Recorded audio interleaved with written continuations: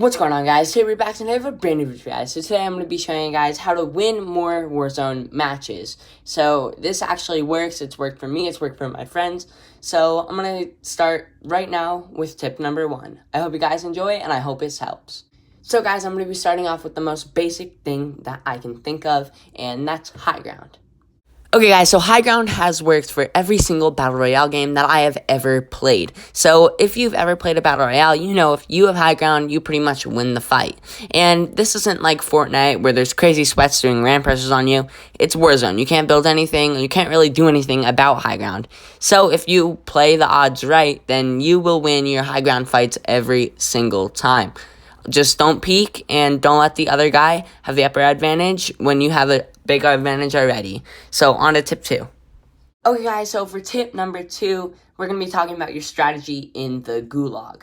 Okay guys, so I 100% guarantee that you will win the gulag 100% of the time if you play your cards right.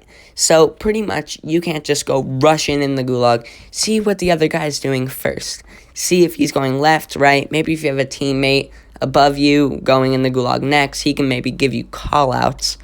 But you have to see what the other guy is doing first. Let's say he's going left.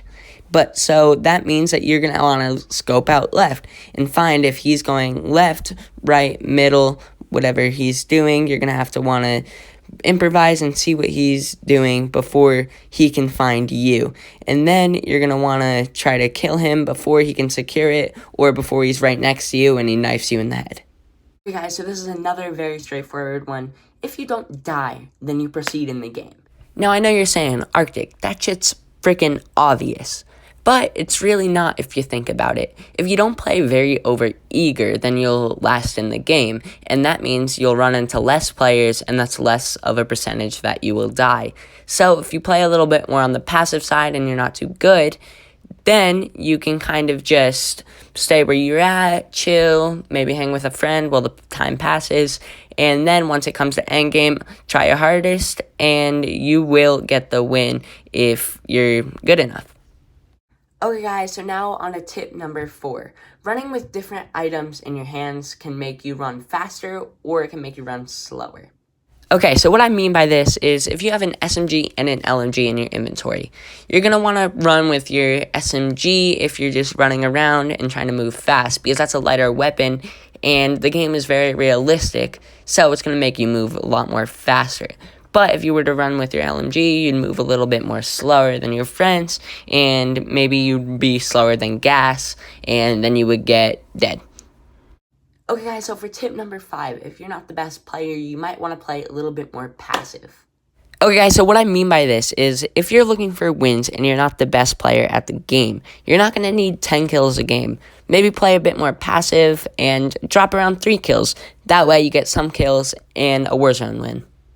Okay guys, so for tip number 6, we're going to be talking about mind games. One example of some mind games are, let's say you're in the same building as someone. Maybe you want to open the door and maybe run back the other way. So then that lets him know you're there and he'll think when he comes up the door he'll find you because he'll think it was a mistake. But little did he know you'll be up the stairs waiting for him to come up and you'll beam him right in the head. Okay guys, so for tip number 7, there's not really a name to this, but I'm going to call it the edge hack. So I'll explain it right now. So again, if you're not too good and you want to win, you can just run around the edge of the map. That way, no one will approach you until endgame. I know it's stupid, but it actually does work. Okay guys, so that's going to be it for this video. I hope you guys did enjoy, and I hope that these do work for you. Because it worked for me and my friends 100% of the time.